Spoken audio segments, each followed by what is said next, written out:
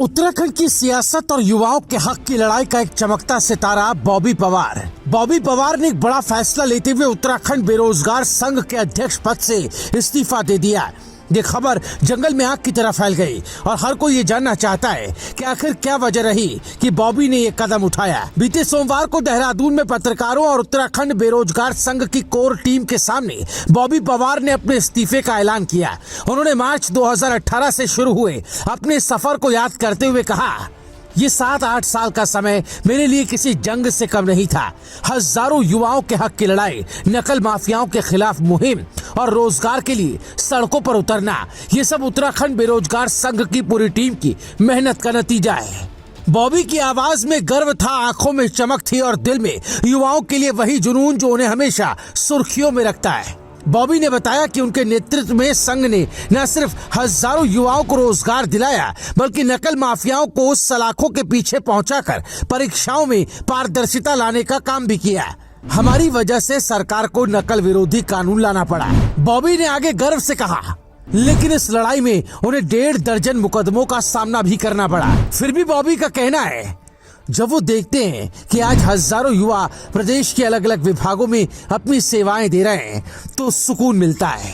बॉबी ने इस्तीफा दिया और एक नया चेहरा सामने आया, कोटद्वार के राम कंडवाल, जो अब तक संघ के उपाध्यक्ष थे। इनको सर्वसम्मति से कार्यकारी अध्यक्ष नियुक्त किया गया। कोर टीम की कई दौर की बैठकों के बाद ये फैसला लिया गया और पूरी कार्यकारिणी को भंग कर दिया गया।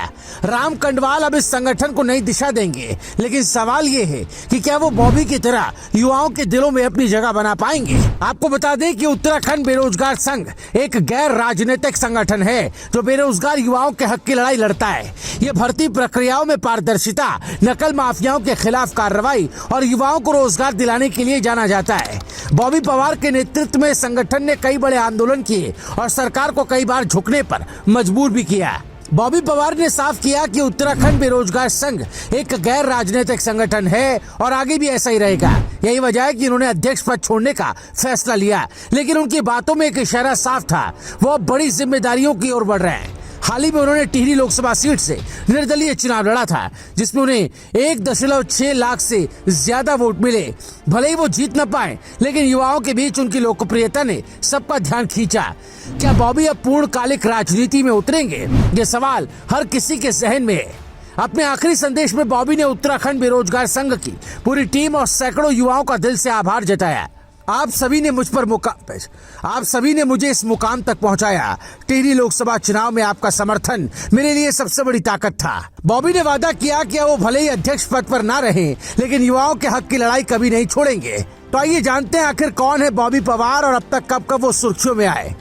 बॉबी पवार उत्तराखंड के उन युवा चेहरों में से हैं जिन्होंने अपनी जुझारूपन और बेबाकी से न सिर्फ सुर्खियां बटोरी, बल्कि हजारों युवाओं के लिए प्रेरणा भी बने।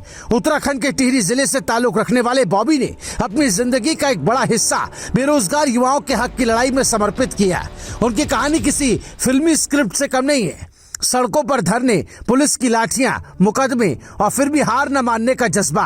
बेरोजगार संघ के अध्यक्ष बने बॉबी ने मार्च 2018 में उत्तराखंड बेरोजगार संघ की कमान संभाली। इसके बाद उन्होंने भर्ती घोटालों और पेपर लीक के खिलाफ जोरदार आंदोलन शुरू किए। बॉबी ने कई बड़े भर्ती घोटालों को उजागर किया, जिसके चलते नकल माफियाओं को जेल की हवा खानी पड़ी। उनकी मेहनत का नतीजा था कि उत्तराखंड में नकल विरोधी कानून लागू हुआ। बॉबी ने निर्दलीय उम्मीदवार के तौर पर टिहरी लोकसभा सीट से चुनाव लड़ा। 1.6 लाख से ज्यादा वोट हासिल कर उन्होंने साबित किया कि वो युवाओं के बीच कितने लोकप्रिय हैं।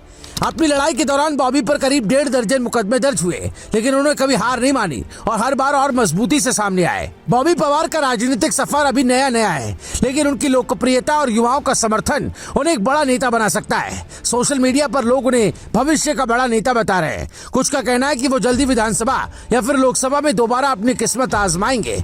बॉबी पवार का इस्तीफा उत्तराखंड की सियासत और युवा आंदोलन में एक बड़ा टर्निंग पॉइंट है। राम कंडवाल के हाथों में अब बड़ी जिम्मेदारी है, लेकिन बॉबी की कभी शायद हर किसी को खलेगी।